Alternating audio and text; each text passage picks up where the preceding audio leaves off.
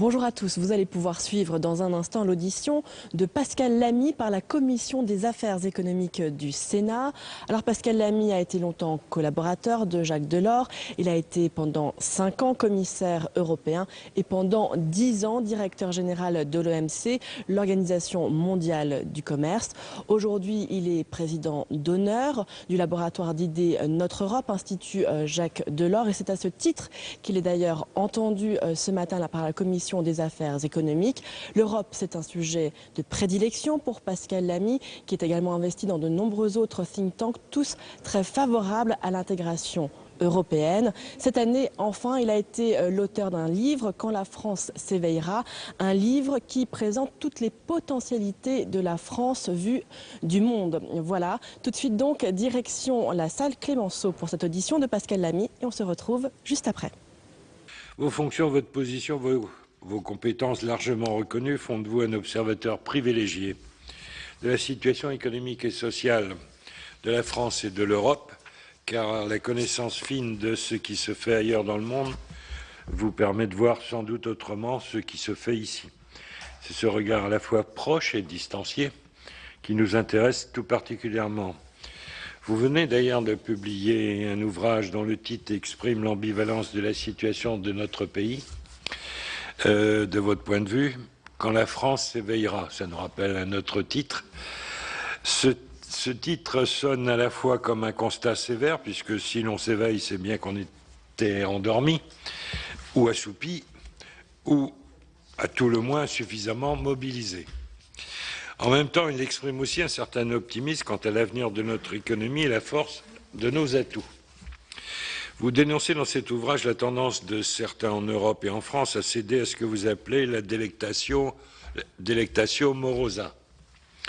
J'ignore s'il règne en Europe une morosité ambiante un peu morbide, mais il existe un certain nombre d'indicateurs objectifs qui montrent que tout ne va pas pour le mieux. Croissance en berne, chômage élevé, accroissement de la pauvreté, accroissement des inégalités, inversion de la tendance historique à la réduction donc de ces inégalités de revenus et de patrimoine au sein de nos sociétés, montée du vote d'extrême droite dans nombre de pays européens, à commencer par le nôtre. Nous souhaitons donc vous entendre sur votre diagnostic de la situation économique de l'Europe et, si possible, de la France. Y a-t-il, selon vous, des facteurs de blocage de la croissance européenne? Quel regard portez-vous sur les politiques économiques menées en Europe et en France? Tout ça, c'est un tout. Agitons sur les bons leviers, qu'ils soient structurels ou conjoncturels. Autrement dit, se mobilise-t-on sur les bons enjeux et les bonnes priorités? Et, dernier point sur lequel je souhaiterais avoir votre sentiment, après avoir lu d'ailleurs un interview de vous, j'ai lu d'ailleurs votre analyse sur les barrières non tarifaires, qui sont du domaine des valeurs et de la précaution, ce principe qui devrait gérer les risques et non pas est interprété comme une assurance du risque zéro. Ceci, bien entendu, en vue des négociations qui sont en cours entre les États-Unis et l'Europe. Et les barrières non tarifaires sont évidemment, en particulier, je pense aux normes que pourraient nous imposer les États-Unis par rapport à nos pratiques concernant la santé et l'environnement en Europe. Voilà. Je vous laisse la parole et je pense qu'après votre intervention, il y aura des échanges avec les sénateurs et sénatrices. Merci. Merci, Monsieur le Président. Merci pour cette invitation.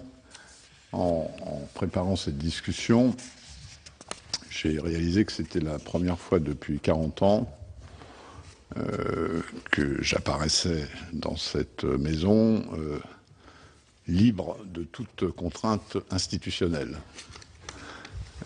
Et donc avec une parole qui est ma seule responsabilité et qui n'engage aucune des institutions auxquelles j'ai appartenu, dans lesquelles j'ai travaillé, que parfois j'ai dirigé, dans la République française, dans l'Union européenne ou au niveau international.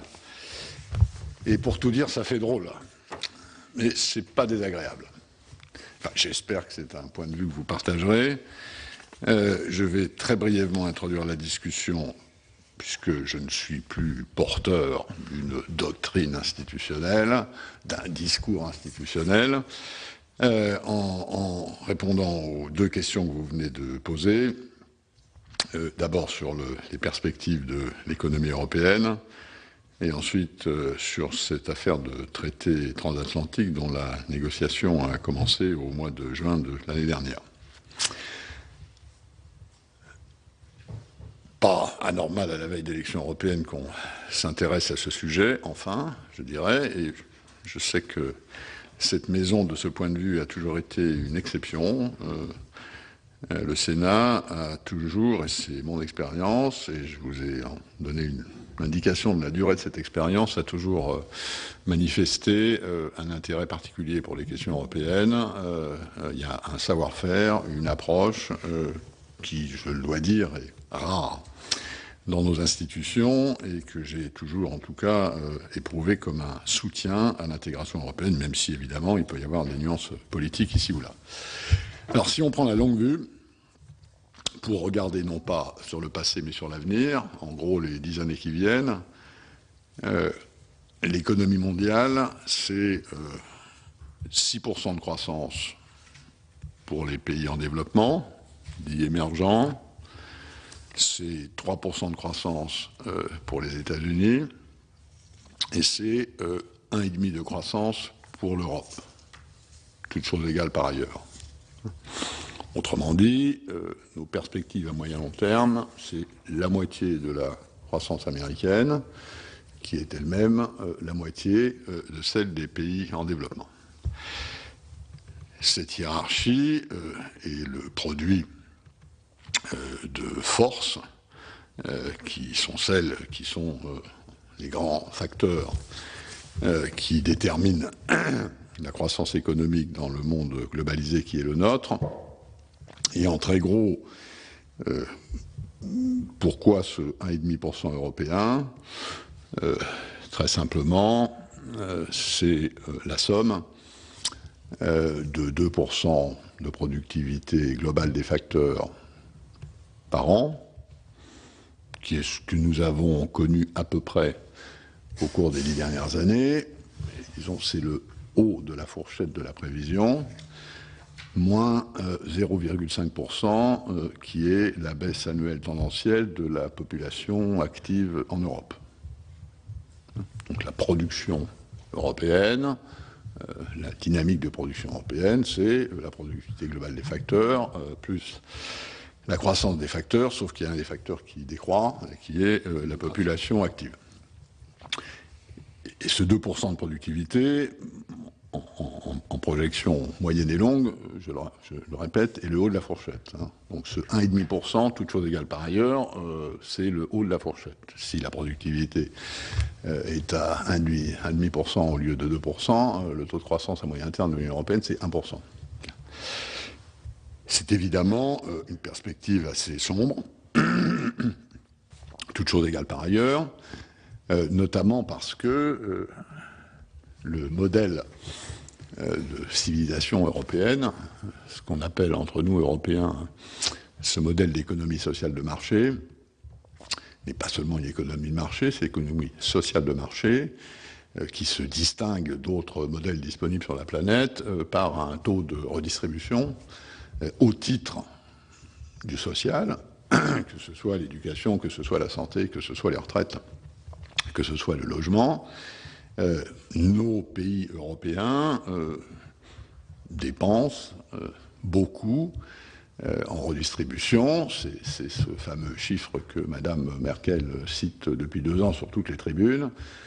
L'Europe, c'est 7% de la population mondiale, 20% de la production mondiale et 50% des dépenses de sécurité sociale dans le monde. Ce qui est une manière de dire que c'est beaucoup. On peut, et certains le feront, trouver que c'est trop. On peut aussi, ce qui est mon cas, trouver que c'est au fond ce qui fait notre vraie identité européenne dans le monde d'aujourd'hui et de demain, à condition d'accepter que ce n'est soutenable comme modèle qu'avec une croissance qui permet de le nourrir. Quand vous avez une grosse partie de votre économie qui fait l'objet d'une redistribution, inévitablement, le débat politique est toujours assez vif sur les conditions de ce partage. C'est un problème que les Américains, par exemple, n'ont pas vraiment, compte tenu de leur système économique et social. Chez nous, naturellement, identitairement, si je puis dire, cette question est importante, et mon sentiment pour ce qui vaut, c'est que, en gros, en dessous de 2%, le système se crispe. Au-dessus de 2%, le système retrouve, si je puis dire, une respiration normale. Alors, on peut discuter, hein, tout ça est très schématique, mais je dis cela parce que ce problème d'une faible croissance européenne, pour autant qu'on puisse la prévoir, et toute chose égale par ailleurs, n'est pas seulement un problème économique, c'est pas seulement un problème conjoncturel, c'est pas seulement un problème de chômage, et nous savons que nous avons un taux de chômage très important en moyenne en Europe aujourd'hui, même s'il est distribué de manière un peu différente selon les pays, ça va plus loin. Hein, c'est un problème en quelque sorte de nature identitaire.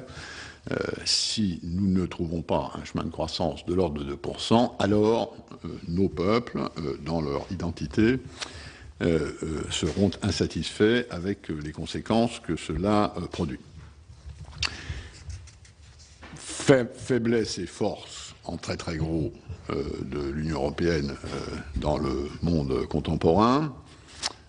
On vient d'identifier la première et la principale des faiblesses, qui est la démographie.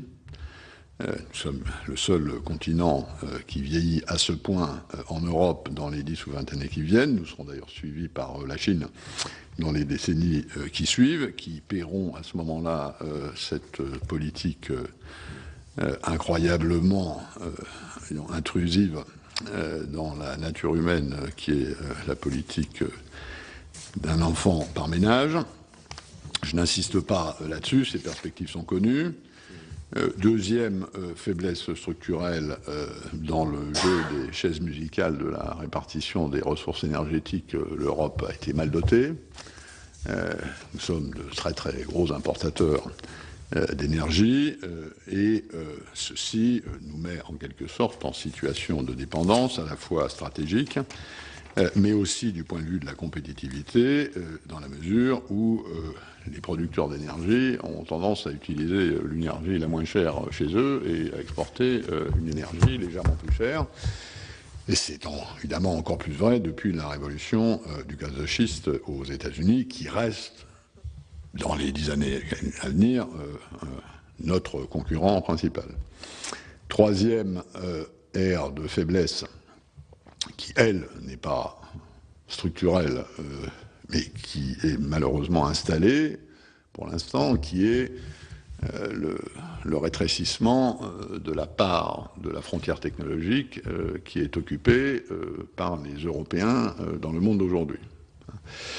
Il y a 20 ou 30 ans, l'Europe occupait, disons, à peu près 30% de la frontière technologique, les Américains entre 40 et 50%. Aujourd'hui, si on regarde ce qui se passe dans les technologies de l'information, dans les nanotechnologies, dans les biotechnologies, de manière très approximative, la part que l'Europe occupe dans cette frontière est de l'ordre de 15, maximum 20%. Les États-Unis sont probablement à 60%, et un certain nombre de pays émergents commencent à occuper, si je puis dire, les 10 ou 15%. Sur lesquels ils pénètrent au fur et à mesure que leur niveau d'éducation, d'élaboration de la propriété intellectuelle, de production d'ingénieurs s'élève.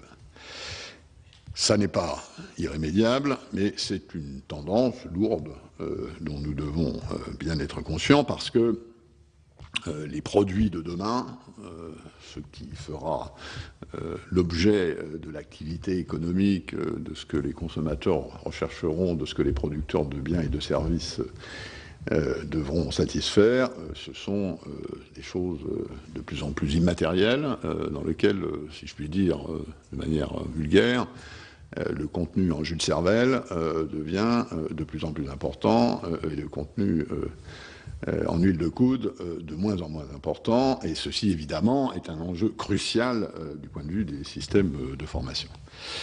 Dernier facteur de faiblesse qui elle aussi n'est pas structurel mais qui est là, c'est la relative faible productivité du secteur des services en Europe. Si vous comparez par exemple la productivité de l'économie américaine et de l'économie européenne, les Américains jouissent d'un avantage comparatif important en matière de prix des services, parce qu'ils ont un marché intérieur des services à la hauteur d'une population de consommateurs qui est bien moins important que la nôtre, mais leur marché de services est un marché intérieur, alors que nous savons qu'au niveau européen, ça n'est fait aujourd'hui que à quelque chose de l'ordre de 30 à 40%, et encore, alors que c'est fait, disons, de l'ordre de 80 à 90% dans les biens.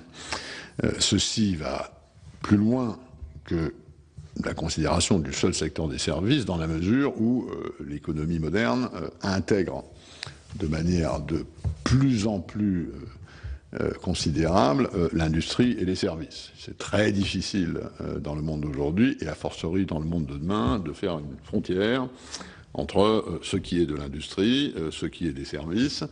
Et si vous regardez la valeur ajoutée de beaucoup d'objets, disons d'artefacts qui ressemblent à des produits industriels aujourd'hui, en réalité, vous apercevez que l'essentiel de la valeur ajoutée, ce sont des services. Hein. Si vous prenez votre tablette ou le téléphone mobile avec lequel Marie-Noël est en train de consulter Internet, eh bien, si on prend ce petit objet, ça ressemble à un produit industriel. Hein. On a une usine qui a produit ça.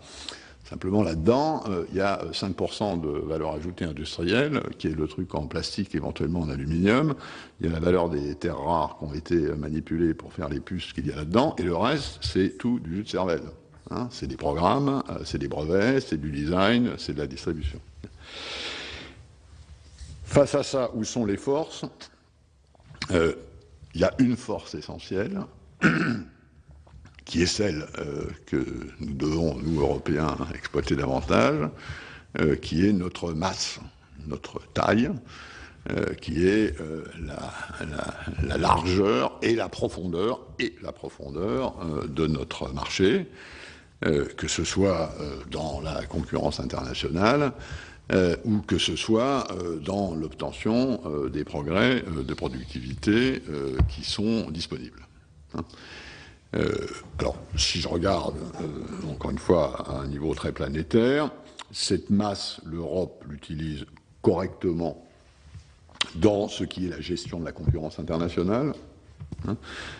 Au cours des 10 dernières années, les parts de marché internationales de l'Europe n'ont pratiquement pas bougé, alors que les États-Unis et celles des États-Unis et du Japon se sont très nettement effritées. Et donc, globalement, la gestion par l'Europe de sa relation avec l'économie internationale, la mesure dont elle respire avec cette économie en termes d'exportation et d'importation au niveau européen, est de bonne qualité. Par contre, c'est vrai que, comme je l'ai dit, il y a un problème de productivité qui est largement lié au marché intérieur des services. Donc ceci, en quelque sorte, nous donne, et de manière très schématique, nous donne une espèce de feuille de route. Hein, dans ces cas-là, il faut combler ses faiblesses et exploiter ses atouts. Combler la faiblesse démographique, c'est pas commode. On connaît tous la solution historique. Hein, elle est parfaitement disponible. C'est l'immigration. C'est toujours comme ça que ça s'est passé dans l'histoire, à ceci près que nous savons que ça se heurte à des réticences dont certaines sont culturelles et d'autres de nature plus politique. C'est évidemment la solution sur le plan théorique. Reste à effectivement mesurer la distance qu'il y a parfois entre la théorie et la faisabilité politique, mais il faudra de toute façon que l'Europe importe de la force de travail à terme de 10 ou 20 ans si elle veut maintenir le modèle d'économie sociale de marché qui est le sien. En matière d'énergie, on sait comment, disons, sur le plan théorique, remédier à un certain nombre de faiblesses de l'Europe. Ça s'appelle la transition énergétique, ça s'appelle les économies renouvelables, ça s'appelle l'efficacité énergétique. C'est d'ailleurs une des raisons pour lesquelles l'Europe, si je puis dire, est depuis longtemps à la pointe d'un certain nombre d'actions internationales en matière d'environnement, de changement climatique, d'émissions de gaz à effet de serre et d'économie d'énergie. Mais nous savons aussi qu'il reste énormément à faire, tant, si je puis dire, la notion de politique énergétique commune européenne est encore très, très fumeuse, et tant, disons, chacun des modèles nationaux, que ce soit le recours aux énergies fossiles par rapport aux renouvelables, que ce soit les problèmes de gestion des prix de cette énergie, que ce soit les problèmes de gestion de l'augmentation de l'efficacité énergétique, sont encore sur un spectre très très différent. Je n'insiste pas sur ce point qui est évident. Sur la frontière technologique, là aussi la solution théorique est assez bien connue, hein. Il faut investir dans l'avenir, et il faut investir dans l'avenir avec des tickets de plus en plus gros, tout en sachant que seulement une partie du ticket investi est porteur de découvertes, d'innovation, de développement sur les marchés, mais que vous regardiez l'industrie pharmaceutique, que vous regardiez les industries l'industrie de l'information, que ce soit tout ce qui est autour de l'économie digitale, on voit bien qu'il n'y a plus pratiquement au niveau de la production finale, il n'y a plus que des éléphants qui ont bâti leur succès sur des visions, des recherches, mais avec des mises en capitaux pour ce qui est du système de production considérable. Et donc, ça veut dire que c'est aussi un domaine où, en théorie, nous pourrions bénéficier de notre effet d'échelle à condition de concentrer l'excellence et de ne pas la disperser.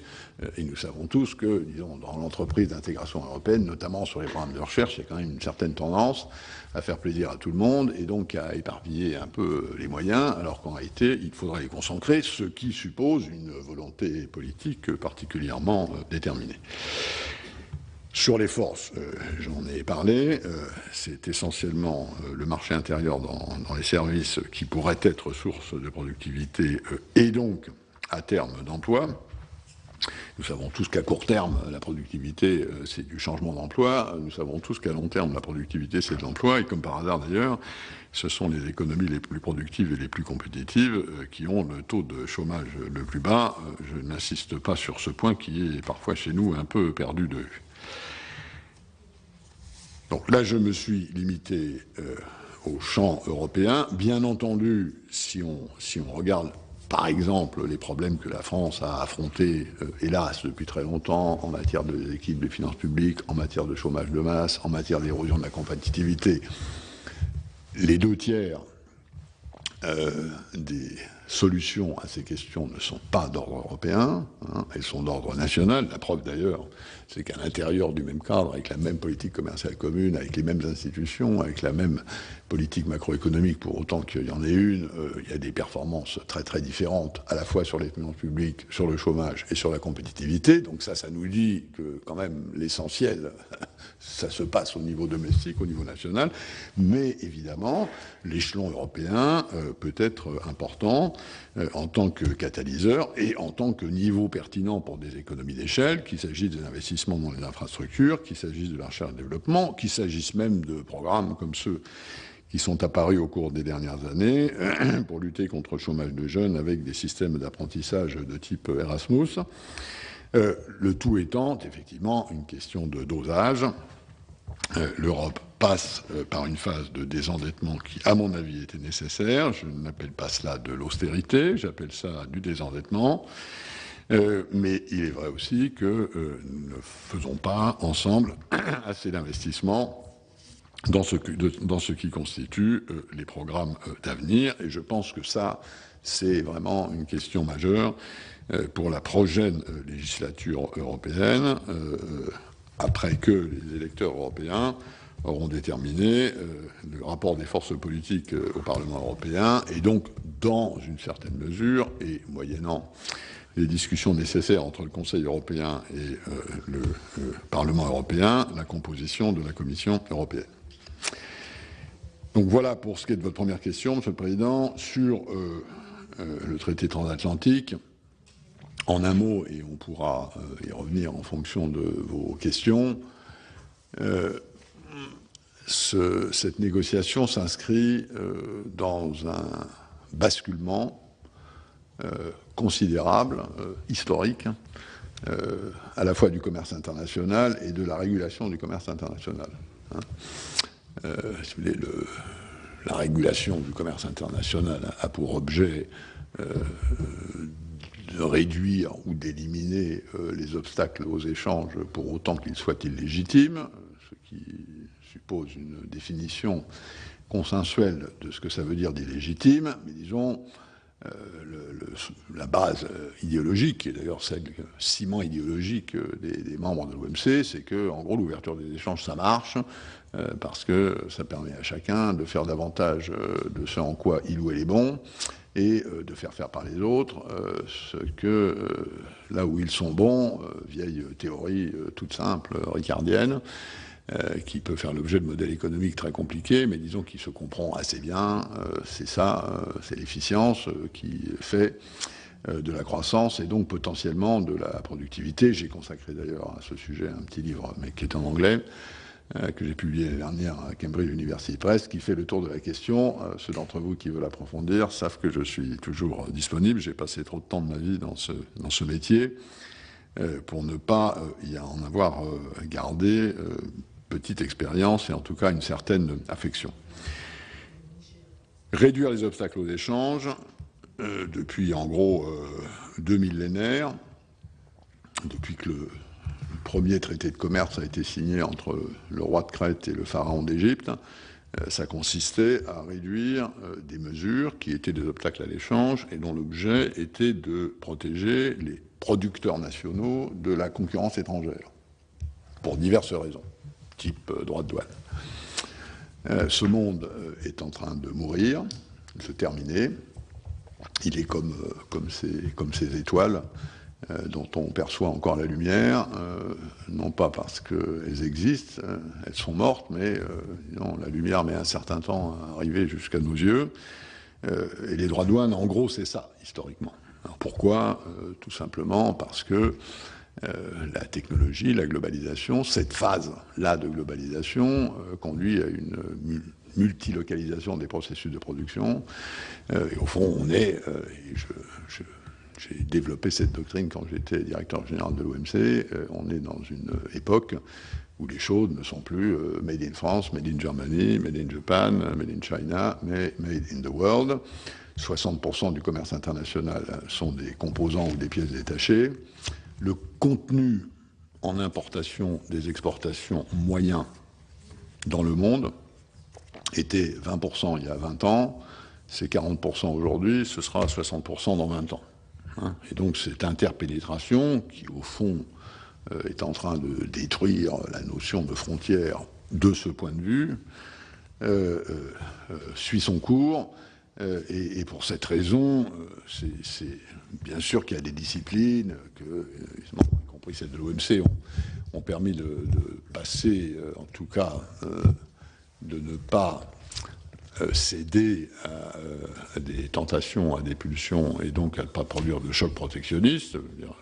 Le commerce international a remarquablement résisté à la crise économique, mais c'est pas ça l'essentiel. L'essentiel, c'est qu'à partir du moment où plus de la moitié de vos exportations dépendent de votre contenu en importation, shooter dans vos importations, ça veut dire démolir la compétitivité de vos exportations. C'est aussi simple que cela. Donc ce monde-là est en train de se terminer. Est-ce que pour autant le commerce est libre ? Non, parce que il subsiste et se multiplient d'autres obstacles au commerce d'une autre nature. C'est ce que vous appelez à juste titre les barrières non tarifaires, qui sont le produit de réglementations nationales, souvent européennes dans le cas européen, qui sont destinés à protéger non pas le producteur de la concurrence étrangère, mais le consommateur de risques divers, et qui donc tournent autour de la notion de précaution, qui établissent et administrent un niveau de précaution, qu'il s'agisse de la sécurité des aliments, des critères de crash test pour les voitures, de la sécurité des jouets, des briquets, de la protection des données privées, du régime prudentiel des banques et des assurances, et j'en passe.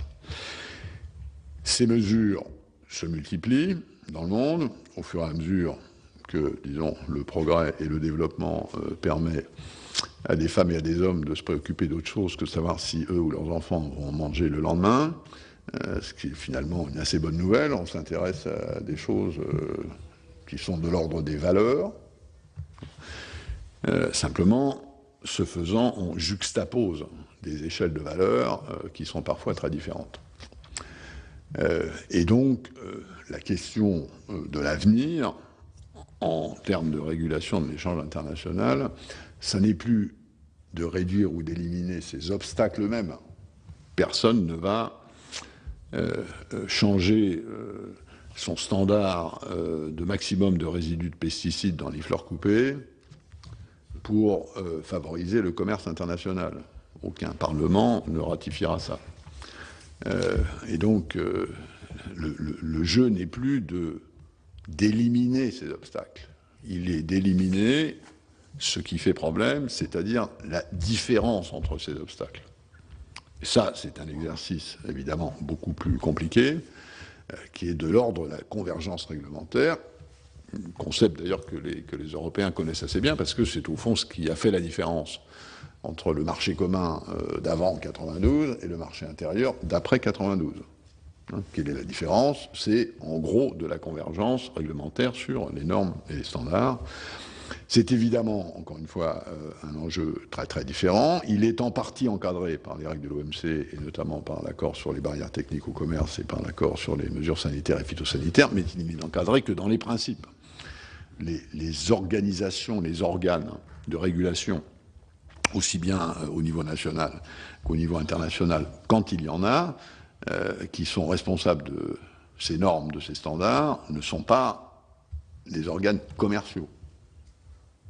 Ce sont des organes parfois scientifiques, parfois techniques, mais l'idée parmi ces régulateurs dont l'objectif est la protection et la précaution, l'idée qu'ils vont négocier entre eux des standards communs, que ce soit pour les harmoniser ou que ce soit pour en accepter la reconnaissance mutuelle, est une idée assez compliquée. Et ça, c'est l'objet de ce traité transatlantique.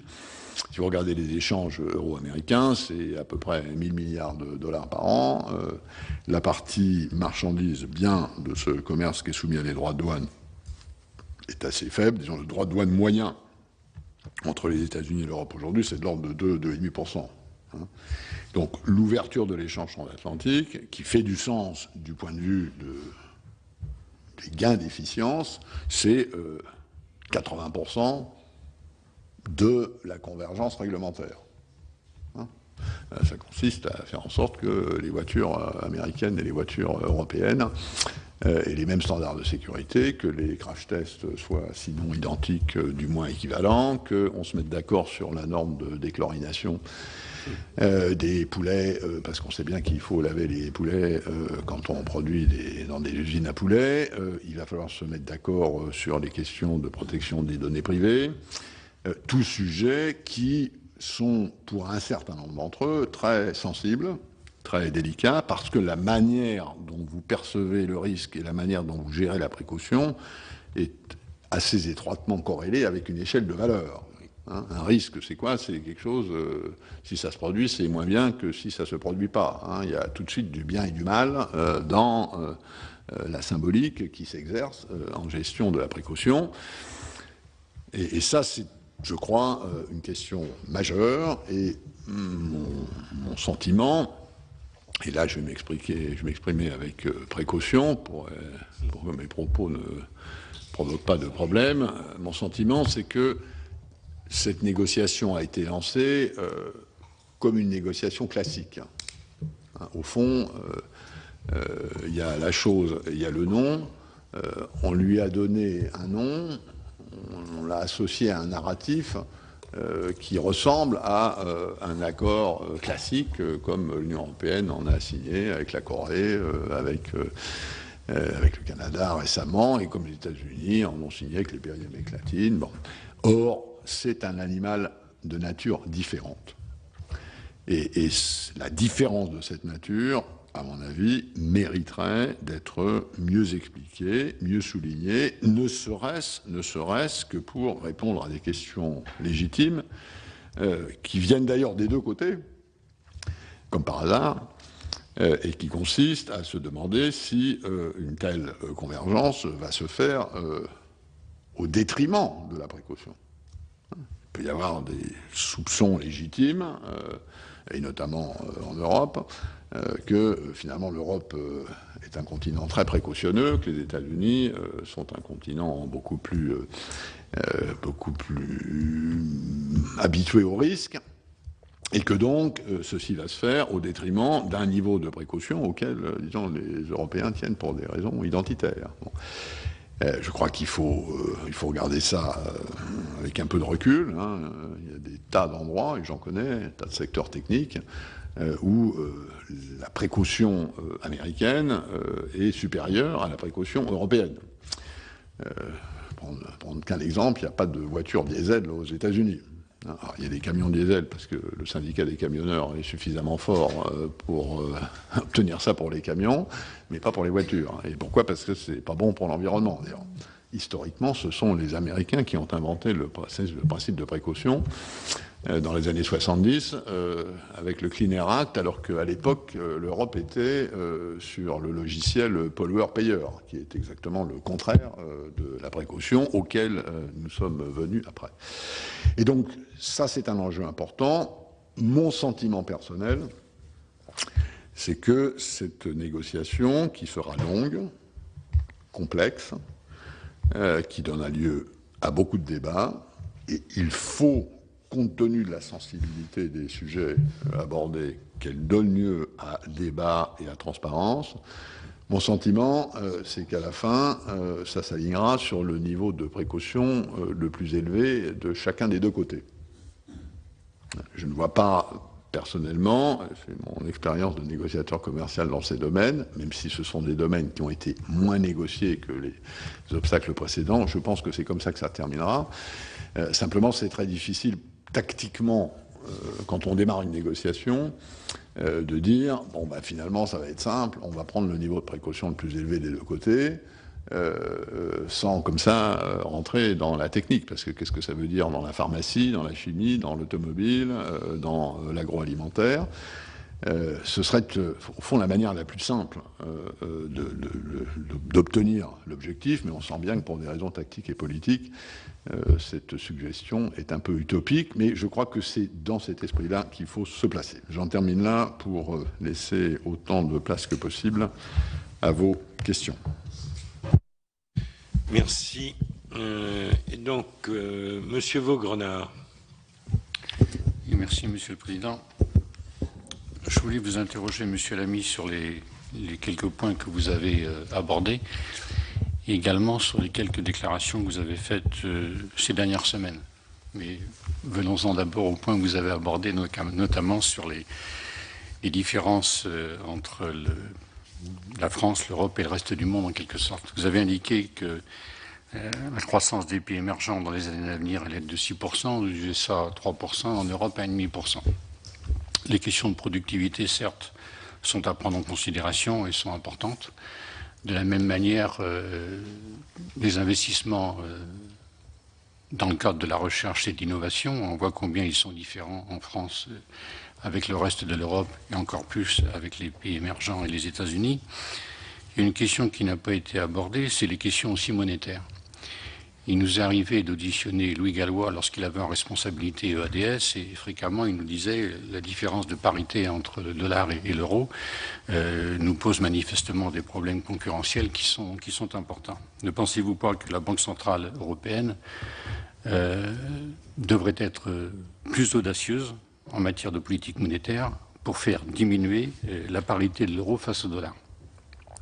Une note récente de Bercy indique les avantages de la dévaluation de l'euro. Si l'euro était dévalué de 10%, ça pourrait entraîner la première année une augmentation du produit intérieur brut de notre pays de 0,6%, au bout de la troisième année 1,2%, avec les conséquences au niveau de l'emploi qui seraient chiffrées à 30 000 emplois supplémentaires la première année, 150 000 la troisième année. Les chiffres sont toujours sujets à caution, bien entendu, mais ça mérite quand même qu'on en débatte et j'aimerais avoir votre point de vue sur cette question-là. Deuxième aspect, vous avez été directeur général de l'Organisation mondiale du commerce. Et vous venez d'évoquer les questions de convergence élémentaire. J'ai toujours été étonné, et beaucoup d'autres bien entendu, et notamment la Confédération européenne du syndicat, sur le fait qu'on acceptait des pays venir à l'Organisation mondiale du commerce sans avoir des exigences élémentaires par rapport à leur acceptation des critères minimums déterminés par l'Organisation internationale du travail. Ce qui manifestement a pour conséquence un dumping social évident, et c'était le sujet à l'ordre du jour de la Haute Assemblée hier, avec une concurrence déloyale qui va également dans le même sens. Donc j'ai toujours été surpris. Donc quels ont été les obstacles qui font qu'on ne peut pas exiger, on n'a pas exigé tout au moins les normes minimums imposées par l'Organisation internationale du travail avant d'accepter qu'un pays rejoigne l'Organisation mondiale du commerce avec les avantages manifestes que cela avait. Troisième point, Monsieur Lamy, je veux revenir sur les déclarations que vous avez faites dernièrement, indiquant notamment que il était peut-être utile de mettre en place un SMIC jeune et donc des petits boulots.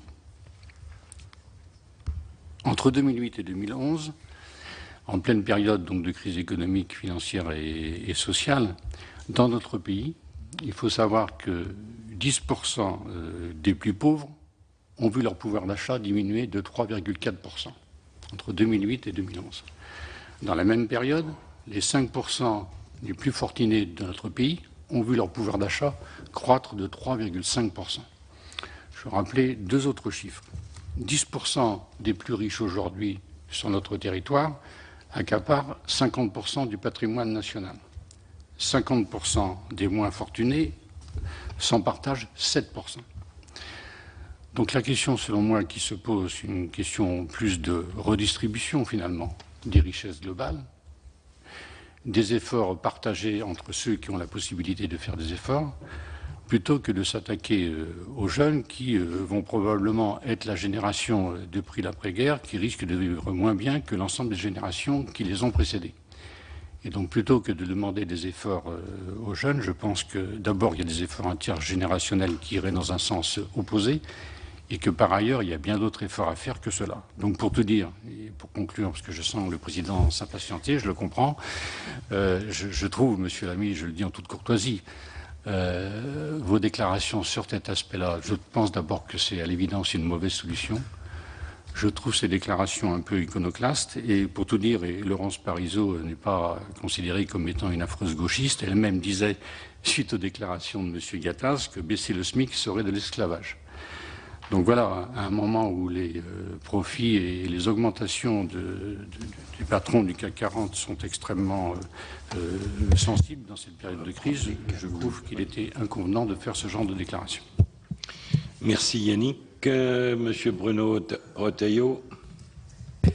J'ai deux questions à vous poser. La première, ça concerne ce qu'on peut espérer en termes de croissance potentielle, parce qu'entre les lignes, vous nous avez donné la définition de ce qu'on appelle la croissance potentielle, c'est-à-dire le produit de la démographie active et avec le progrès, autrement dit, de façon plus technocratique, la productivité globale des facteurs, ce qu'on appelle dans le langage courant le progrès. Et quand on a, et on fait en France, le produit de ces deux données, on n'obtient pas le chiffre que vous annoncez européen. On obtient moins de 1%. On obtient moins de 1%. C'est à peu près le consensus des économistes. Donc on est loin des chiffres même que vous sembliez annoncer pour différentes raisons, mais je vous pose cette question. Est-ce que vous pensez vraiment que la croissance potentielle est à 1,5 pour la France pour les 2 ou 3 prochaines années, ou est-ce que la croissance potentielle est plutôt à 1, voire 0,8 ou 0,9%? C'est important pour un certain nombre de débats que nous avons, et notamment pour la fameuse trajectoire budgétaire. La deuxième question, vous appartenez donc à ces hauts fonctionnaires qui ont sillonné le monde. la France, sans doute, était un peu lointaine dans vos préoccupations du village global. Vous avez sûrement lu le dernier livre d'Hubert Védrine, vous voyez, je choisis mes auteurs, et Hubert Védrine dit à un moment donné, il ne faudrait pas que l'Europe devienne l'idiot du village global. Bon. D'ailleurs, cette question rejoint un peu la question sur l'aspect monétaire que Yannick Vaugrenard a appelé. Il y a quand même ce qui me choque, bien sûr, les théories pour tous ceux qui ont fait et qui se passionnent toujours pour la science économique, on connaît, hein, les théories ricardiennes, mais on sait aussi que entre la théorie et la pratique, il y a parfois des béances, il y a des souffrances, et on doit observer que mettre en concurrence directe des populations où les enfants travaillent, où on a un quasi-esclavage, avec des populations de travailleurs où on a intégré, Dieu merci, un haut niveau de protection sociale, à un haut niveau de protection environnementale, ça peut peut-être marcher en théorie, mais vous avez en pratique d'énormes clashs. Alors moi je suis parfaitement d'accord avec vous sur le fait que la multiplication des échanges internationaux, je suis passionné par le numérique, donc je sais très bien que ça crée plus d'interdépendance. Et je suis pour cette interdépendance. Mais il faut aussi réintroduire un peu de concret, un peu de réel. Parce qu'on n'est pas dans un village virtuel. Et je pense que quand, par exemple, on essaie de faire des efforts, c'est plutôt positif d'ailleurs, globalement, pour réduire le coût du travail en France. Mais qu'en même temps, avec le yen renminbi, qui est une monnaie très sous-évaluée, que le dollar est aussi une monnaie très sous-évaluée, à quoi servent nos efforts? Alors, évidemment, dans la zone euro, ça peut fonctionner, mais au-delà, il y a cet aspect. On a tous encore à l'esprit ce qui s'est passé pour le photovoltaïque, où l'Europe, franchement, vis-à-vis de la Chine, a capitulé. On a monté les muscles, mais on a capitulé. Bon, bref, on sait aussi sur le dernier Farm Bill américain, où la façon d'aider les agriculteurs désormais passe par des régimes assurantiels que nous n'avons pas face aux aléas climatiques, qui sont un des grands changements mondiaux aujourd'hui. Lisez dans le Monde d'hier ce qui se passe en Floride, mais ce qui peut se passer en Vendée avec Xynthia, c'est la même chose. On sait ce qui se passe d'un bout à l'autre du monde finalement. Donc voilà, je veux tempérer, je veux dire que je pense qu'il faut travailler inlassablement sur la réduction d'un certain nombre d'écarts, sur une convergence réglementaire, mais il faut réintroduire du réel. Parce que si on ne réintroduit pas à un moment donné le réel, et pour reprendre ce que disait Védrine, on risque de venir, avec des théories extrêmement brillantes, avec beaucoup d'intelligence, vraiment les idiots du village planétaire. Merci. Marie-Noëlle Lienemann. Plusieurs réactions. La première réaction, c'est quel bilan peut-on tirer du grand mouvement de libéralisation mondiale? Est-ce qu'on en fait un bilan positif, globalement positif, ou est-ce qu'on est capable d'avoir un regard critique en disant, certes, il y a eu des échanges améliorés, il y a eu l'émergence de certains pays, etc., et des classes moyennes dans ces pays, mais enfin, en même temps, j'observe que depuis qu'il y a la libéralisation des mouvements de capitaux, les paradis fiscaux ne cessent de croître et embellir, et contrairement à tout ce qu'on raconte, ça continue, que par ailleurs, les États qui certes pouvaient avoir des prurites nationalistes, mais qui quand même incarnaient une certaine souveraineté populaire. Nous sommes des républicains, nous croyons à la souveraineté populaire, qu'elle soit française, européenne, mondiale, enfin on pense que c'est quand même les peuples qui déterminent leur destin, et ben c'est fini, puisque les multinationales n'ont vu leur pouvoir que se diviser, que les normes internes qu'elles mettent sont parfois plus importantes que les normes édictées par les puissances publiques. Donc par rapport à cela, moi je constate quand même que le bilan de cette libéralisation généralisée n'est pas positif. Les inégalités se sont accrues au sein des grands pays et parfois au sein des grandes zones comme l'Europe. Et je ne vois pas ce qui va inverser la donne, même si je vois avec bonheur que les Chinois font des grèves pour avoir de la sécurité sociale, etc. Mais enfin, avant que le dernier des Chinois et des des mecs de l'AFCI aient obtenu un minimum de règles sociales, on a le temps d'avoir perdu toutes les nôtres, quoi. Hein. Donc, il y a ce problème. Donc, moi, je pense que le concept de juste échange qui doit être porté au niveau mondial doit trouver des formes de concrétisation rapides. Parce qu'on ne peut pas nier que les tendances nationalistes se développent partout, en Inde, en Chine, en Russie, en Europe. Et moi, je veux bien votre vision idyllique, mais il y a des chocs de l'histoire qui souvent viennent en écho d'une incapacité à régler des choses économiques. Deuxièmement, l'Europe. Alors moi, il se trouve que, vous le savez, depuis les années 80, je suis de près ces affaires et je suis une Européenne convaincue. Force est de constater que plus le temps passe, plus je suis déçue. Et plus je considère qu'on m'a menti. J'ai écouté le livre blanc de Jacques Delors. Chaque fois, on nous promettait des millions d'emplois, que plus on libéralisait, tout ça allait aller très bien.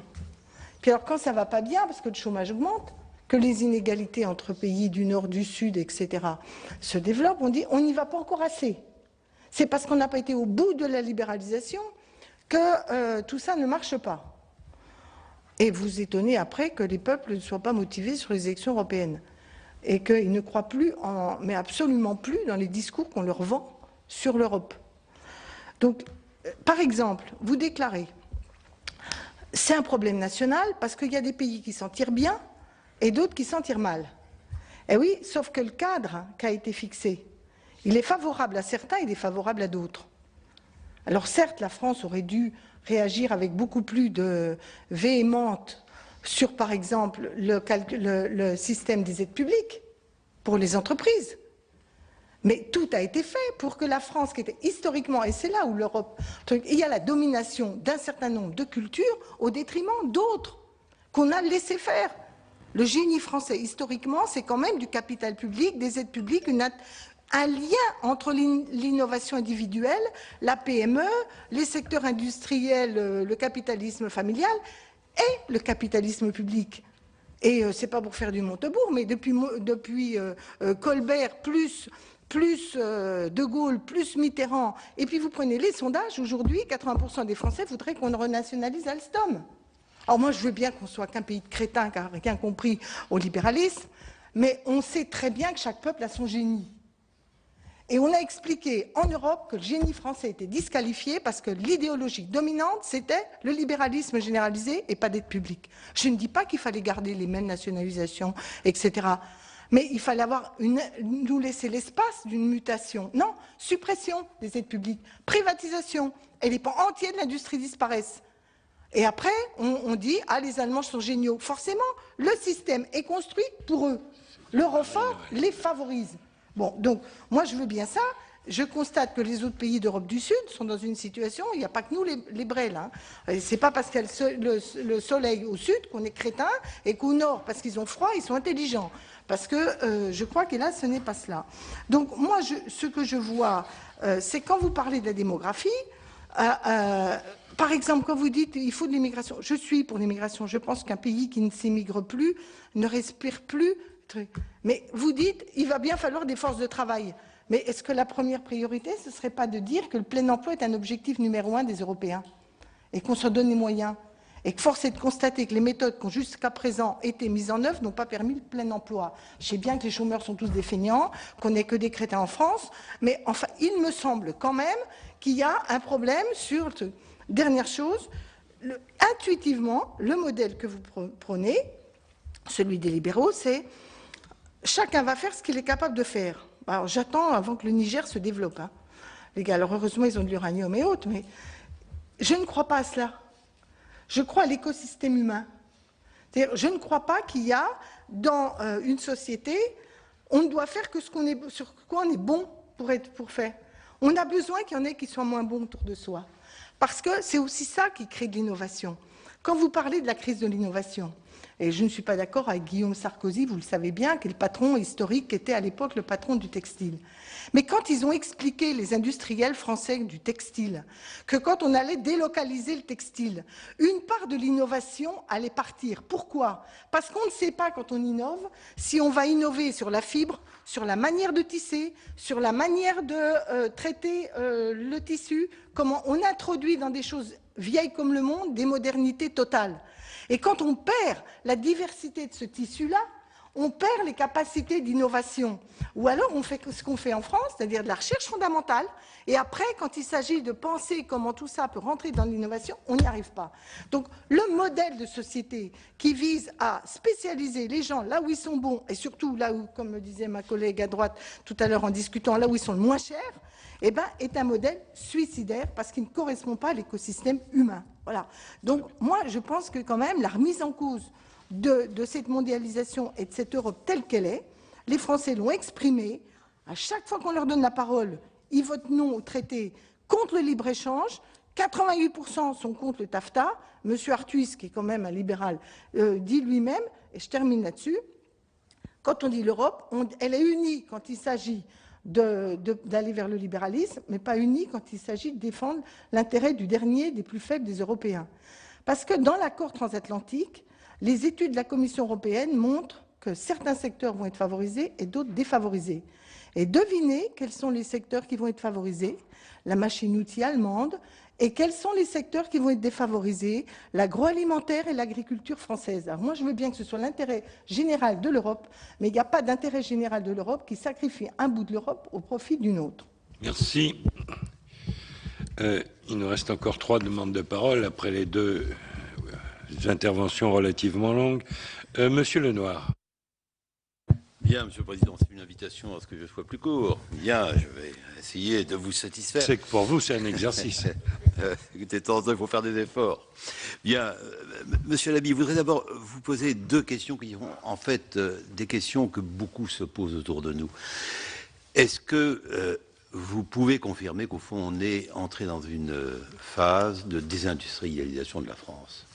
Beaucoup de personnes autour de nous nous disent mais nos industries sont en train de partir. Et, ce que disait Marie-Noëlle Lienemann est tout à fait juste.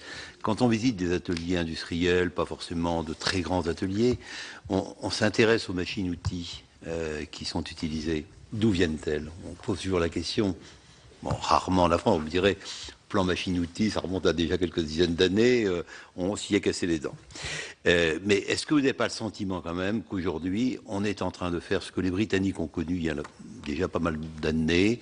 Bon, au fond, l'industrie s'en va au bénéfice du développement des services sans pour autant compenser, bien sûr, les emplois qui sont détruits. Et puis, de toute façon, est-ce qu'un pays comme le nôtre n'a pas besoin d'un outil productif, que ce soit d'ailleurs dans le domaine agricole ou dans le domaine industriel? Bref, est-ce que cette désindustrialisation est pour vous une évidence? Est-ce qu'elle est fatale? Quels sont les remèdes?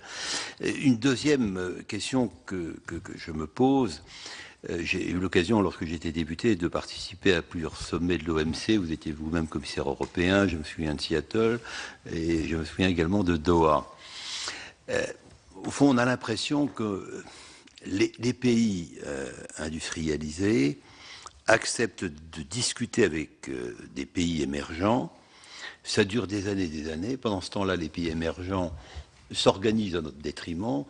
Et puis que finalement, on est toujours un peu en retard, on court un peu derrière et qu'on se fait, dans les discussions menées au plan mondial, un peu avoir.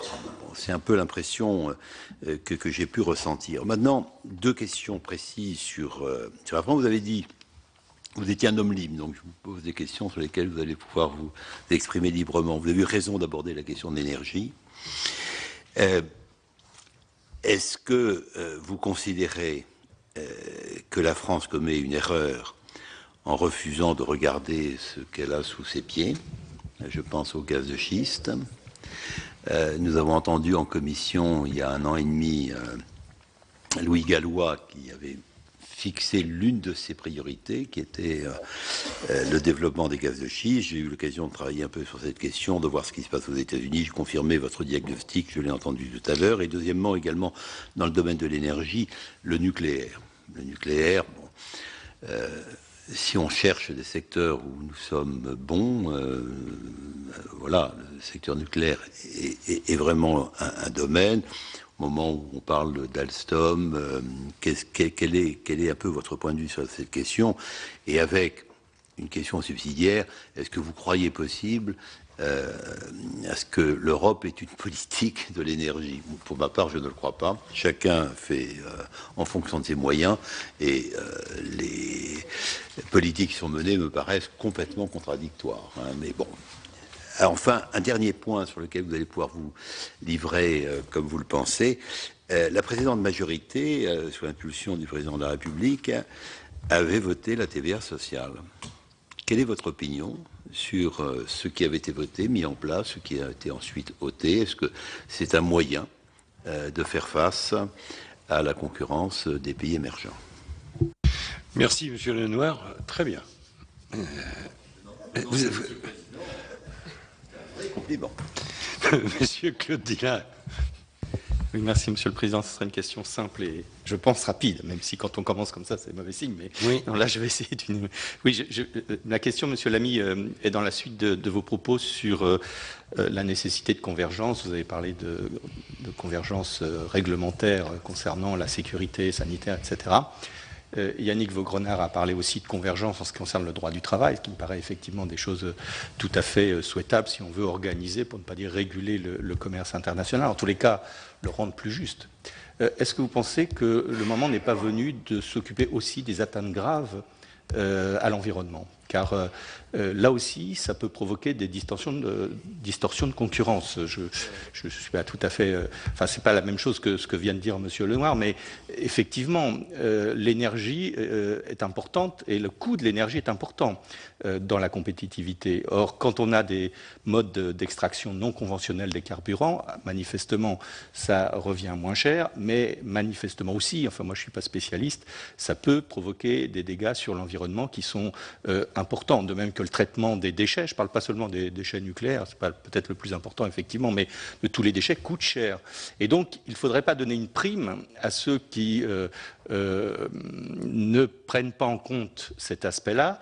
Alors on me dira, bon, le gaz de schiste, c'est chez nous, mais enfin on le sait très bien depuis Tchernobyl que les atteintes graves à l'environnement ne s'arrêtent pas aux frontières des uns et des autres. Donc il me semble que peut-être là on devrait commencer à prendre des mesures en termes d'organisation du commerce mondial. Merci. Madame René Nicou. Oui, je serai brève aussi, mais je voulais aborder la question de la législation et des législations qui font partie des discussions sur l'accord de partenariat transatlantique. Il est question que ces législations en vigueur des deux côtés de l'Atlantique se pillent aux normes du libre-échange et que lorsqu'il y a une entrave ou lorsqu'il y a une directive prise par un gouvernement, une réglementation qui viendrait entraver le bon fonctionnement d'une entreprise ou limiter ses gains, la législation en vigueur permettrait d'obtenir des compensations de la part de ces gouvernements. Est-ce que ce n'est pas là une entrave à la bonne gestion, à la bonne gouvernance de chaque pays et une fin à la libre administration des pays et au profit du libre-échange? Merci. Monsieur Lamy, vous avez seul la parole dorénavant. Monsieur Lenoir, ne faites pas de provocation. Rapidement, sur la question de la monnaie, je n'ai pas, à la différence de ce que je dirais tout à l'heure sur le gaz de schiste, la même position que Louis Gallois. Ces affaires de taux de change doivent être regardées avec les bons chiffres et pas avec les chiffres de la veille ou du lendemain, qui sont les taux nominaux, de change nominaux qu'on constate sur les marchés. Ce qui importe pour la compétitivité des économies à moyen long terme, c'est ce qu'on appelle le taux de change effectif réel, c'est-à-dire le taux de change corrigé des effets de prix et pondéré en fonction de la nature des flux commerciaux auxquels ces taux de change s'appliquent. Donc c'est ça le bon chiffre qu'il faut regarder. C'est quelque chose qu'on ne fait, hélas, pas souvent. Et si vous regardez le taux d'échange effectif réel euro-dollar, il est stable sur 20 ou 30 ans. Et donc, cette idée selon laquelle c'est l'euro le problème, à mon avis, ne tient pas si on regarde les chiffres. Deuxièmement, je rappelle que ce n'est pas la Banque centrale européenne qui a la responsabilité de la politique de change dans les traités européens, c'est le Conseil des ministres, même si une politique monétaire a des effets induits sur le change en fonction des taux d'intérêt. Et troisièmement, je ne suis pas de ceux qui brandissent, comme c'est souvent le cas dans notre hexagone chéri, qui brandissent la dépréciation et la dévaluation comme la solution miracle à tous nos maux. Comme si la dépréciation d'une monnaie, voire sa dévaluation, n'avait pas des effets négatifs. Hein ? C'est vrai que ça peut être bien pour la compétitivité des exportateurs, mais c'est nettement moins bien pour la compétitivité de ceux qui importent. Hein ? Ce que vous gagnez d'un côté, vous le perdez de l'autre. Et au fur et à mesure que le contenu en valeur ajoutée de vos exportations en importation augmente, cet effet finit par s'équilibrer.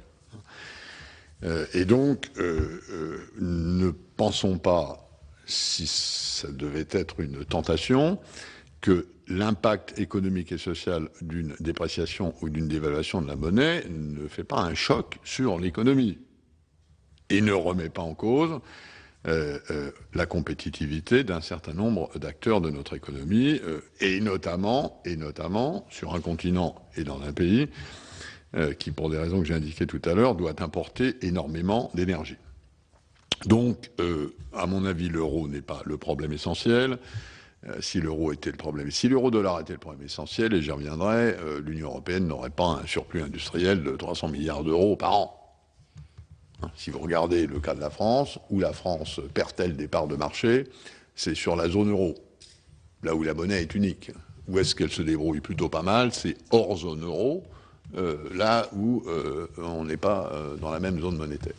Donc regardons les chiffres aussi humblement que possible, et ceci me dit en gros que le problème européen et français n'est pas d'ordre monétaire.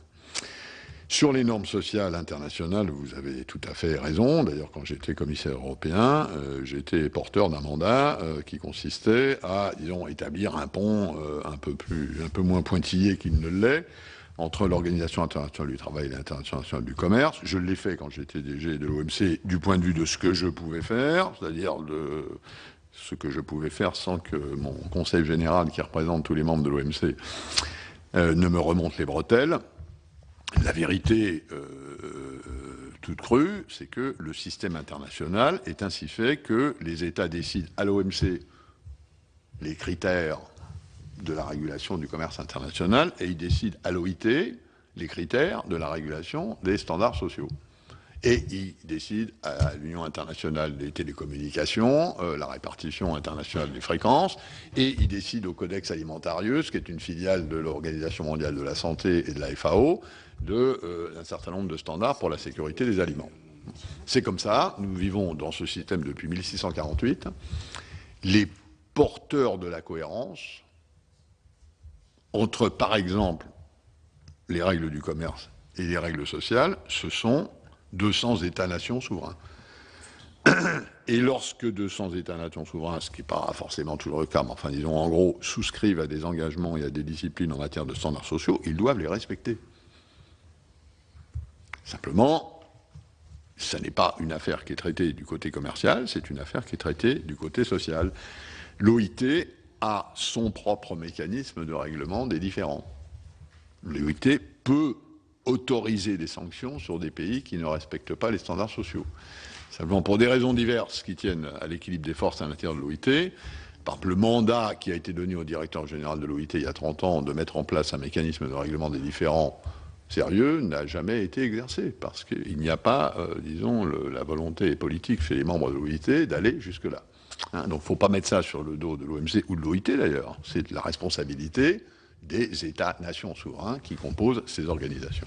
Ce que peuvent faire les exécutifs, et je crois que j'y ai participé et que c'est reconnu, y compris par un certain nombre de forces syndicales mondiales, j'ai été le premier à bâtir des ponts à peu près sérieux sur le plan des études, sur le plan du travail commun entre l'OMC et l'OIT, mais disons dans la limite de ce que les Indiens d'un côté et les Américains de l'autre côté considéraient devait être la ligne jaune.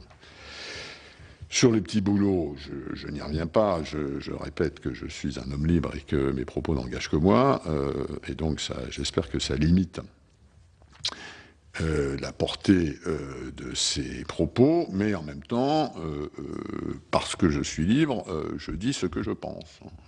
Et pour moi, il ne s'agit pas de demander des efforts aux jeunes en termes d'augmentation des inégalités, il s'agit de trouver du boulot pour les jeunes. Point barre. Je n'aurais jamais dit ce que j'ai dit si on avait un taux de chômage des jeunes de 5 ou de 10%, comme en Suisse ou en Allemagne. Jamais je n'aurais dit ça. À 25% de chômage des jeunes, je pense que nous sommes dans une zone rouge.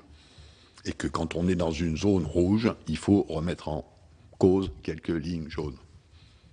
Hein, c'est aussi simple que ça. Je ne vous demande pas de partager ce point de vue. Je vous explique simplement l'indignation qui est la mienne quand je vois que mon pays tolère 25% de chômage des jeunes. Voilà, c'est une indignation. J'ai participé au gouvernement de la République, comme vous le savez, dans les années 80 à 85, aux côtés de Jacques Delors. À l'époque, le problème de la France, c'était l'inflation. J'étais, et je reste, membre du Parti socialiste. L'indexation des salaires était une conquête sociale. Je me suis battu avec, du côté des salariés, quand j'ai même été syndicaliste à un moment. Je trouvais à l'époque que l'indexation des salaires était une conquête sociale qui permettait de préserver le pouvoir d'achat des salariés. Jusqu'au jour où on a eu une inflation de 15% et où on s'est aperçu que ça ne pouvait pas tenir. Qu'est-ce qu'on a fait? On a un gouvernement de gauche, le premier depuis très longtemps dans la République française, a remis en cause l'indexation des salaires sur les prix. On a remis en cause une conquête sociale au bénéfice des salariés. Les salariés ont bénéficié de la désindexation des salaires sur les prix. Et de temps en temps, il faut accepter, à mon avis, d'envisager les choses sous un autre angle, parce que sinon, on reste encalaminé. Chez moi, en Normandie, je connais des gamins qui ont 15 ans et dont les parents n'ont jamais eu de boulot. Hein, et ça, pour moi, c'est l'horreur. L'horreur. Hein, et je pense que, je ne dis pas que c'est une solution miracle, je ne dis pas que c'est quelque chose d'éternel, mais je pense que la priorité, c'est d'ailleurs ce qu'ont fait beaucoup d'autres pays. Regardons un peu ce que font les autres. Regardons pourquoi chez eux, le taux de chômage des jeunes est moins fort que chez nous. Acceptons de temps en temps que malgré le génie français de Marie-Noël, auquel je vais revenir bien entendu, que malgré le génie français, il y a des pays qui ont connu des problèmes similaires aux nôtres et qui ont trouvé des solutions. Hein, donc la question, c'est pas est-ce qu'il y a des solutions? Oui, il y a des solutions. La question, c'est pourquoi on ne s'engage pas dans ces solutions. Mais encore une fois, c'est quelque chose que je ressens fortement, et sans doute, effectivement, la pratique que j'ai eue, qui consiste à regarder comment font les autres, m'a sûrement imbibé davantage. Sur le cas français, population, productivité, disons, taux de croissance potentiel de la France, effectivement, la mauvaise nouvelle, c'est que vous avez probablement raison, dans le cas français, on est probablement un peu au-dessous de ce potentiel européen. La bonne nouvelle, c'est que la raison pour laquelle on est un peu au-dessous n'est pas d'ordre démographique, au contraire. De ce point de vue-là, on se présente plutôt bien, c'est du côté de la productivité. Bon. Or, la productivité, ça se change mieux, plus vite et plus facilement que la démographie. Bon. Mais ça, c'est la bonne nouvelle, parce qu'on a une faiblesse, là où, d'un certain point de vue, le potentiel d'action est le plus fort. Bon, moi, quand je suis dans une situation comme ça, je suis content. Hein, voilà. Bon, alors, j'y viens. Mais disons, c'est vraiment une affaire de productivité. Hein, et de compétitivité prix et de compétitivité hors prix, et nous savons ce qu'il en est. Gallois a tout dit et très bien sur cette question. Et si ça ne suffit pas, il suffit de prendre ce que le commissariat général au plan et à la stratégie écrit, qui à mon avis est de très bonne qualité, y compris sur des points sur lesquels je ne suis pas forcément d'accord. Bien. Donc là, il y a une opportunité pour la France. Hein, le fait que son potentiel soit plus bas, si on regarde les raisons pour lesquelles il est plus bas, alors c'est pas forcément une mauvaise nouvelle. Sur l'idiot du village global, je ne partage pas le point de vue de Hubert, qui le sait d'ailleurs depuis longtemps sur les questions européennes. Hubert est un eurosceptique de talent. Je suis un poste national poussif. C'est comme ça. Nous en débattons sur diverses tribunes. Il se trouve que son bouquin est sorti 3 semaines avant le mien. On part à peu près du même endroit. On arrive à peu près au même endroit. Simplement, c'est vrai que l'itinéraire entre les deux n'est pas forcément le même. Aucun chiffre ne vient à l'appui de cette légende française, ou disons, que partagent certains chez nous, selon laquelle l'Europe sera l'idiot du village global. Aucun chiffre. Un idiot du village global qui a 300 milliards d'euros d'excédent industriel, moi je veux bien être idiot tous les jours à ce prix-là. Hein, ça ne fait pas de sens. Toutes les analyses qui ont été faites de la politique commerciale de l'Union européenne, et l'Union européenne, comme d'autres, doit passer chez le docteur OMC une fois tous les 2-3 ans pour un check-up complet, qui fait l'objet d'un rapport public avec des chiffres publics et une discussion publique. L'Europe ne se protège ni mieux ni moins bien que des animaux comparables.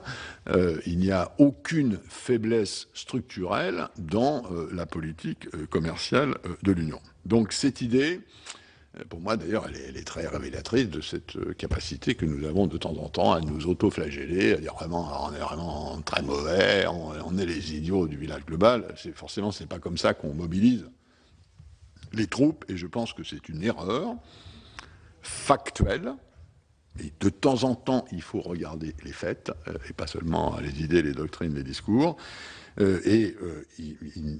ne correspond pas à la réalité. Sur la Chine, est-ce que le renminbi est sous-évalué? Non, il ne l'est plus.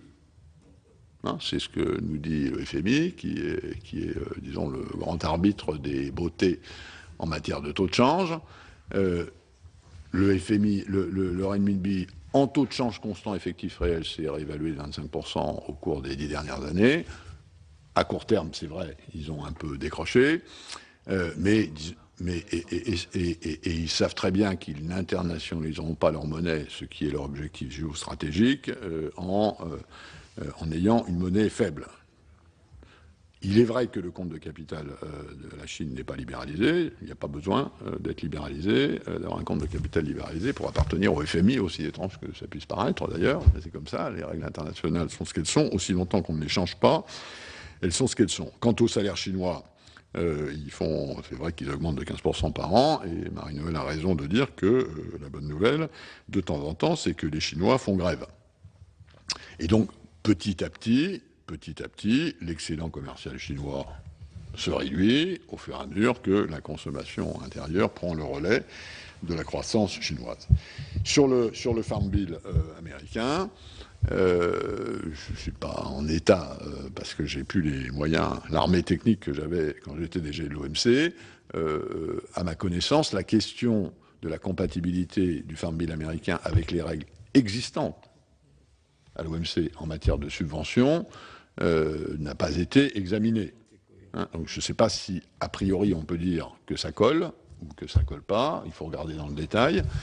Mais évidemment, c'est évidemment quelque chose qui devra faire l'objet d'un examen à l'Organisation mondiale du commerce, éventuellement, d'ailleurs, pourquoi pas, à l'initiative de l'Union européenne, qui, disons, de temps en temps, a un peu, pas forcément la première, à soulever les questions de soutien à l'activité agricole dans le cadre et dans l'enceinte de l'Organisation mondiale du commerce pour des raisons qu'on comprend bien.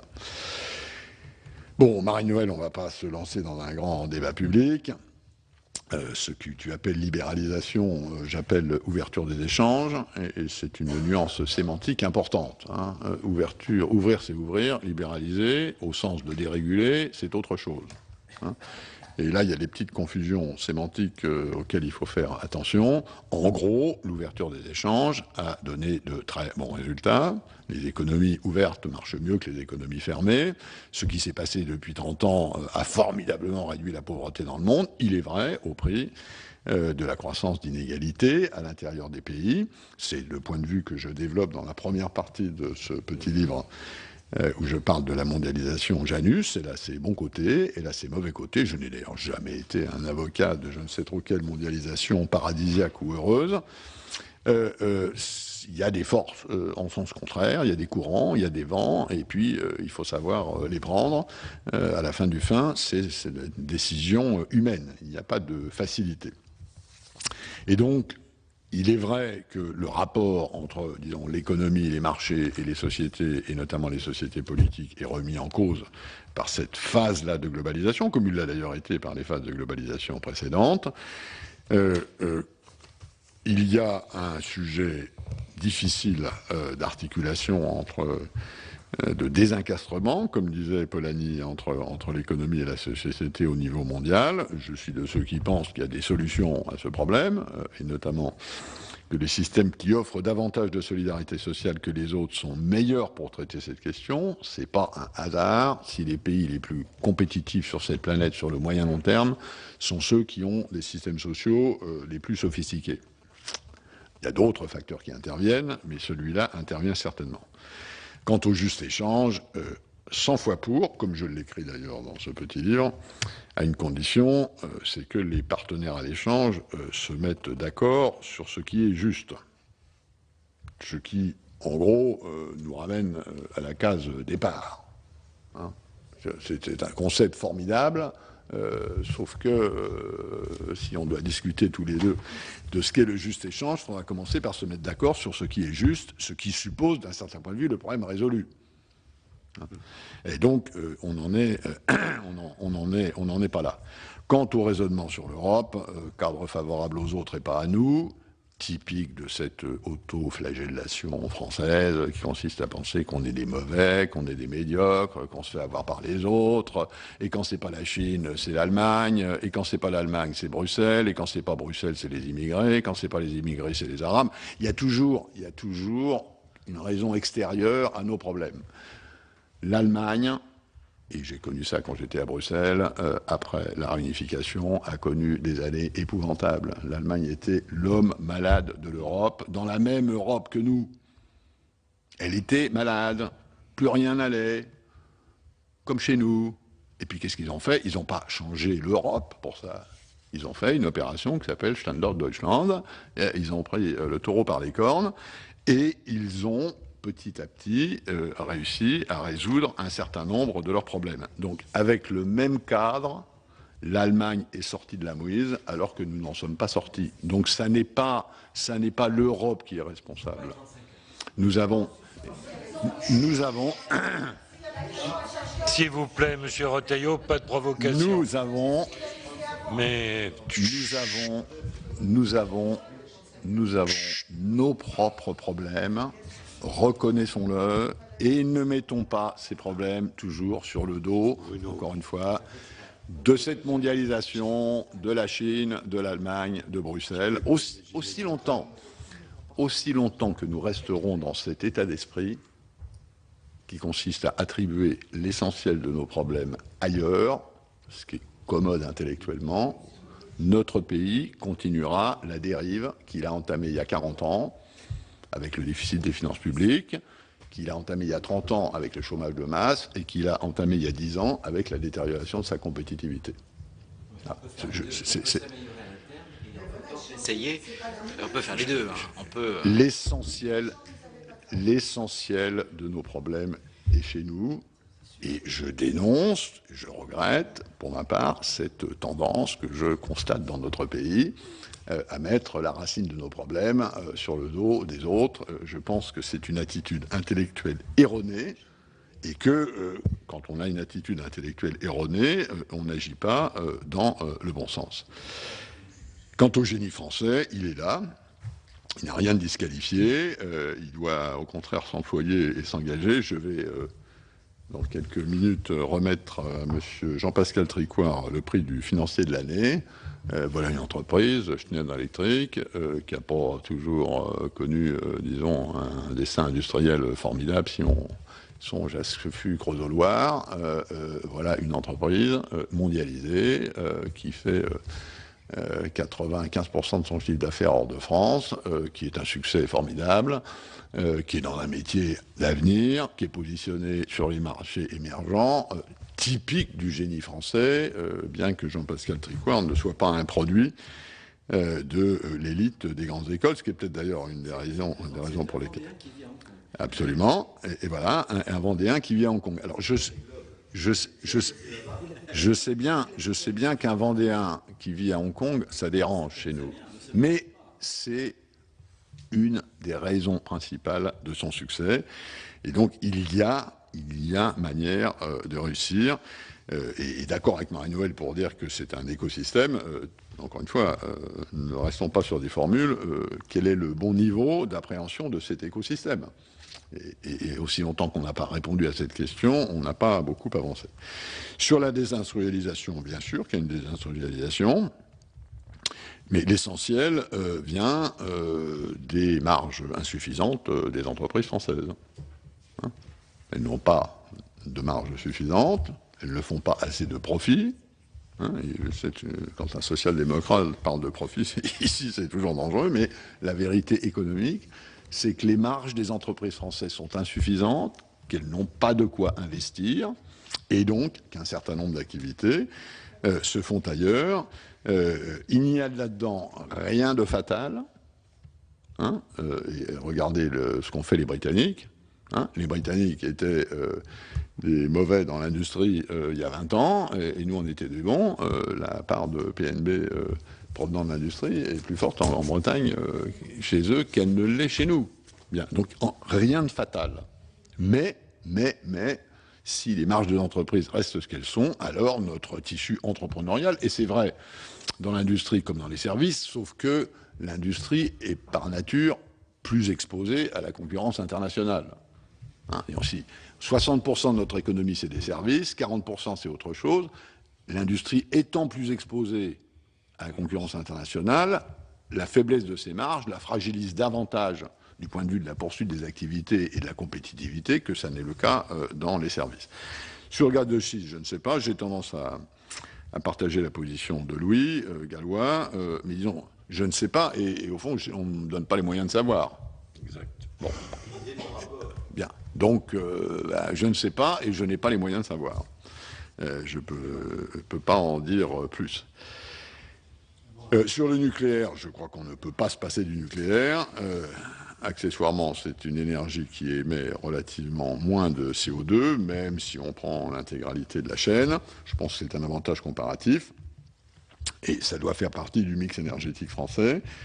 D'accord avec vous pour dire qu'au niveau européen, les politiques, il n'y a pas aujourd'hui de politique énergétique européenne, que c'est le bazar, et à mon avis, c'est trop le bazar. Il y a forcément des différences, mais elles sont aujourd'hui excessives, et là, c'est une question de volonté politique, y compris de la part de la Commission européenne, qui devrait savoir de temps en temps mettre sur la table des projets de décision à faire décider à la majorité qualifiée sur ces sujets.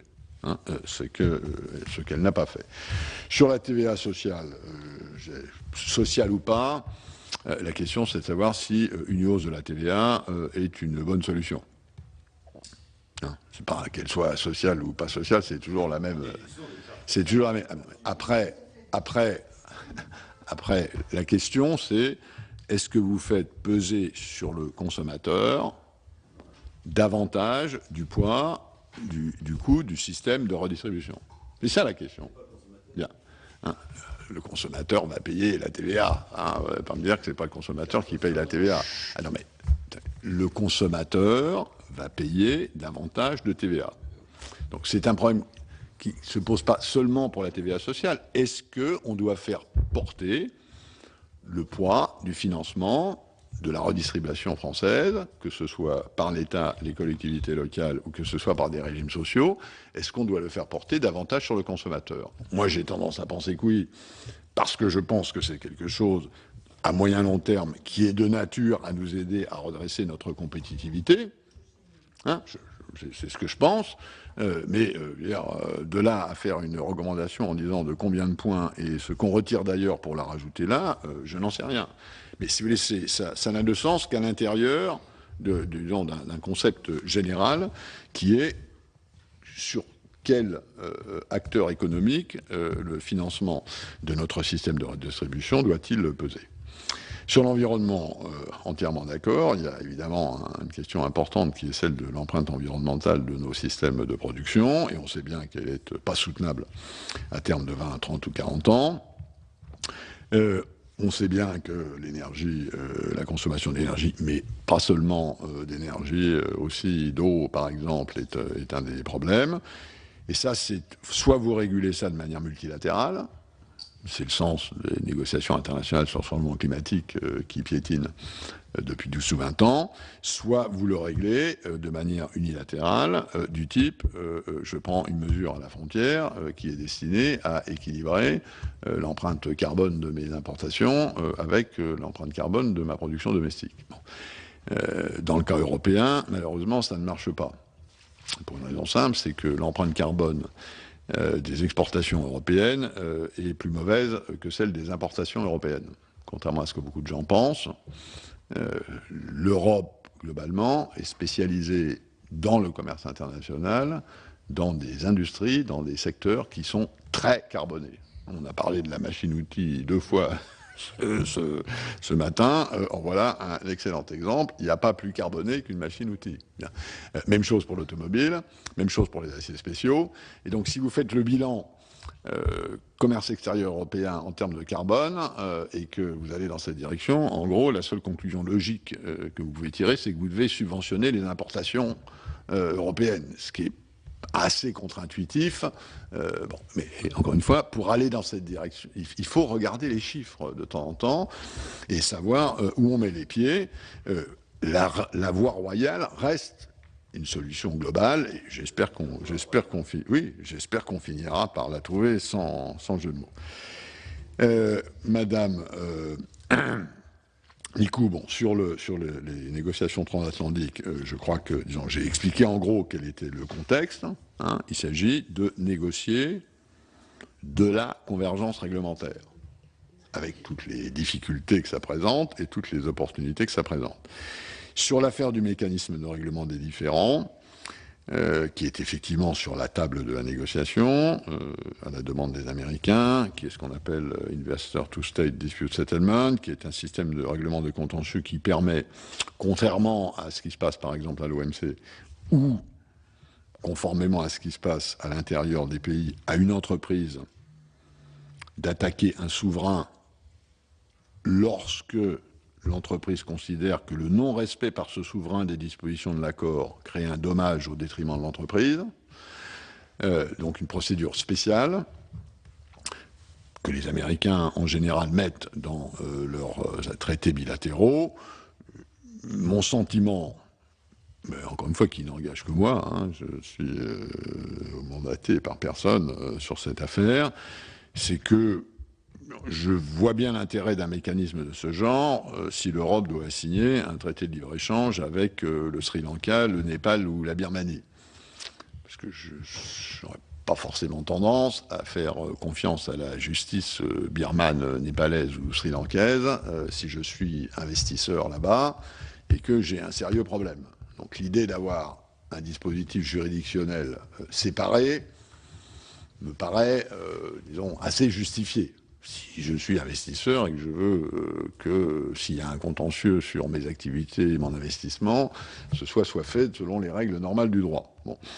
Dans le cas euro-américain, j'ai tendance à penser que, même s'il est compliqué, le système judiciaire, juridique américain est en gros de qualité standard, et que le système européen judiciaire est en gros de qualité standard. Les entreprises européennes peuvent attaquer le gouvernement américain sur l'espace américain. Les entreprises américaines peuvent attaquer les gouvernements, enfin disons les entités souveraines européennes sur l'espace européen. Donc, a priori, je ne vois pas, disons, l'utilité.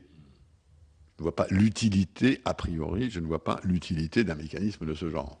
Hein, autrement dit, je pense que les Européens peuvent faire confiance à la justice américaine s'il y a un litige, et que les Américains peuvent faire confiance à la justice européenne.